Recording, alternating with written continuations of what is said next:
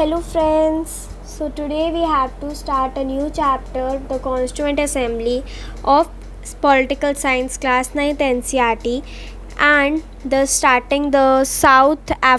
the information related to South African is deleted in 2020 to 2021 session.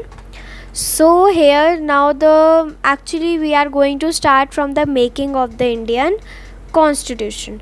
Now first of all, what's the Constitution? Constitution is a set of written rules that is accepted by all the people living together in a country, and it's also a supreme law that determines the relationship among the people living in a territory, or we can say the citizens, and also the relationship between the people and the government. The Constitution does many things. Firstly, it's many things. It's first we can say that why do we need a constitution? So firstly, it generates a degree of trust and coordination that is necessary for the different kinds of people to live together. Second, it specifies how the government should be constituted, who will have power to take which decision. Thirdly, it lays down limits on the powers of the government and tells us what's the right of the citizens are. And fourth, it expresses the aspirations of the people about creating a good society. And what are the functions of the Constitution? So the functions of the Constitutions are, you can see here. First of all, is to safeguard their interest, and second, they wanted to substance social and economic rights. It's not that it controls the social and economic rights of a country. So this can be two functions of the Constitution, or other functions you can find in the chapter also. Now in this chapter we will be only doing the Indian Constitution, not the South African Constitution.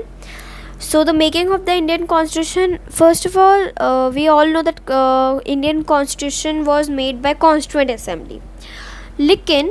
But constituent assembly के लिए भी एक बहुत ही difficult task था ये कि constitution को frame करना. Why? Because in a vast country like India it was very difficult to frame the Indian Constitution, because at that time people of India were emerging from the status of subject to that of citizens, and secondly the country was born through a partition on the basis of religious difference, that was born through the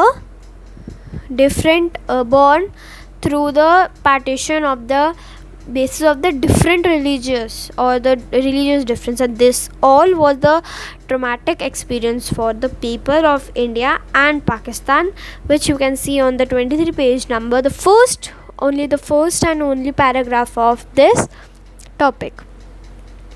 Then at least now what was the main, now another you can see the problem, that was at least 10 lakh people were killed on both sides of the border in partition related to violence. And there was one more problem. So actually हमने 3 problems discuss करी हैं. पहला, it was at that time it was emerging, the people of the India were emerging from the status of subject to that of the citizens, and secondly the partition was on the basis of religious difference. Third, at least 10 lakh people were killed on both sides of the border. And fourth, the important, it was there the Britishers who were ruling in a country had left the rulers of their princely states freely to join or merge with India, Pakistan, or remain independent. तो कुछ जो हमारी princely states थी वो तो India में मर्ज हो गई, कुछ पाकिस्तान में मर्ज हो गई, and something remained independent. The merger of the and the makers of the constitution had many anxieties about the president and the present and the future of the country. Why? Because when the constitution was being written, the future of the country did not look like the secure as it does today. मतलब कि वो जो constitution में लिख रहे थे उनको ऐसा नहीं लग रहा था कि इंडिया की जो कॉन्स्टिट्यूशन है वो ऐसा हो पाएगा, लेकिन आगे जाके हो गया. फिर second, now another thing was in 1928 and 1931, these 2 years were very important for the making of the Indian constitution. Why? Because in 1928 Motilal Nehru and other 8 Congress leaders has drafted the constitution of India, and in 1931 the resolution of the Karachi session of the Indian National Congress, that is INC, dwell on how independent India should look like. And these both were documents were committed to the inclusion of universal adult franchise. These all were related to universal adult franchise, that is the right of people above 18 years to वो 18 years of ऊपर की as के जितने भी लोगों को, उन लोगों को right to vote है. Thus, some basis values were accepted by all the leaders much before the Constituent Assembly met to deliberate on the Constitution. And now, what's the Constituent Assembly? The Constituent Assembly is that assembly which has constituted our Constitution, and that assembly, the major definition is an assembly of people's representatives that writes a constitution for a country is known as a Constituent Assembly. And what is the constitution? Constitution is a supreme law of our country containing fundamental rules governing the politics and the society in a country. And अगर constitution की बात हो रही है तो वैसे तो preamble we will be discussing in our next video, but yeah, what's the preamble? Preamble is an introductory statement in a constitution which states the reason and guiding values of the constitution. And then on the basis of British rulers had introduced very weak legislature, मतलब उनके हिसाब से हमारी country में बहुत ही बेकार legislature था. लेकिन elections were held in 1931 to 37 to provincial legislatures and ministries of all over British India. These were not fully democratic governments, but the experience gained by Indians in the working of the legislative institutions proved to be very useful for the country in setting up its own institutions and working in them. That is why the Indian Constitution adopted many institutional details and procedures for colonial laws, like the Government of India Act, which was introduced in 1935. Then many of the leaders of our Constituent Assembly were inspired by many of the ideas, first of French Revolution, second the practice of parliamentary democracy in Britain, and thirdly the Bill of the Rights of the US. The socialist revolution in Russia had inspired many Indians to think of shaping a system based on social and economic equality. Then the Constituent Assembly. Now we have just done that. What was the Constituent Assembly? Now the drafting of the document called the Constitution, we all know that the Constitution was we can say a document itself, and it was a document of the Constitution, related to the Constitution, which the document was the Constitution, was done by an assembly of the elected representative called the Constituent Assembly. The elections to the Constituent Assembly were held in July 1946, and the first meeting in 1946 was held in December. Soon after the country was divided into India and Pakistan. We all know 1947 के independent के बाद India और पाकिस्तान अलग अलग हो गए थे. The Constituent Assembly was also divided into Constituent Assembly of India and that of Pakistan, क्योंकि अगर इंडिया और पाकिस्तान अलग अलग डिवाइड हो रहे हैं तो ये थोड़ा ना कि इंडिया और पाकिस्तान की एक ही Constituent Assembly होगी. इंडिया पाकिस्तान अलग अलग हुए हैं तो इंडिया और पाकिस्तान की अलग अलग Constituent Assembly होगी. Constituent Assembly that wrote the Indian Constitution was on 26 November 1949, but it came into effect on 26 January 1950, and this we mark as Republic Day every year. तो हर एक साल हम इस दिन को 26 जनवरी को हम रिपब्लिक डे बनाते हैं. This can come in your 2 or 3 marks. Now, why should we accept the constitution made by the assembly more than 6 decades ago, or we can say around 600 years? So this is the whole answer, and there are many reasons for this answer.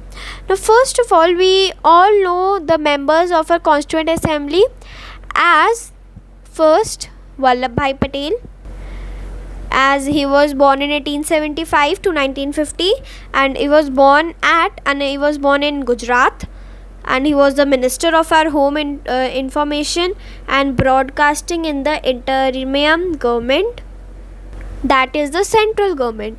He was the lawyer and the leader of Bardoli Peasant Satyagraha, and played a decisive role in the integration of the Indian princely states. Later, he became the Deputy Prime Minister of our country. Now, the Abul Kalam Azad. So, he was born in Saudi Arabia. He was not from India. He was then 1888 to 1958, and he was an educationist, author, and a theologian, scholar of Arabic. And the Congress leader active in national movement was Abul Kalam Azad only, and he also opposed some Muslim separatist politics, and by this only he became the education minister in first union cabinet. So good. T.T. Krishnamachari, and he was born in Tamil Nadu. He was the member of drafting committee too, and entrepreneur of Congress leader. Later, he was the finance minister in the Union cabinet. Rajendra Prasad was born in Bihar. He was the president of a Constituent Assembly. He was a lawyer also, and he was known for his role in the Champaran Satyagraha. 3 times the president of our Congress Assembly. Later, he was the first president of India. Then Kanhaiyalal Manindal Munshi, and he was born in Gujarat. He was an advocate, historian, and a linguist, Congress leader, and Gandhian. Later, he was the minister of a union cabinet, and he was the founder of the Swatantra Party. Then Bhimrao Ambedkar ji. Then the Bhimrao Ambedkar was born in Madhya Pradesh, and he was the chairman of a drafting committee, which we have learnt earlier, or we know that. Then the revolutionary thinker. He was also the revolutionary thinker and an agitator against caste division and caste-based inequalities. Later, he was the law minister in first cabinet of post-independence India, and he was another founder of a Republican Party of India. Shyama Prasad Mukherjee.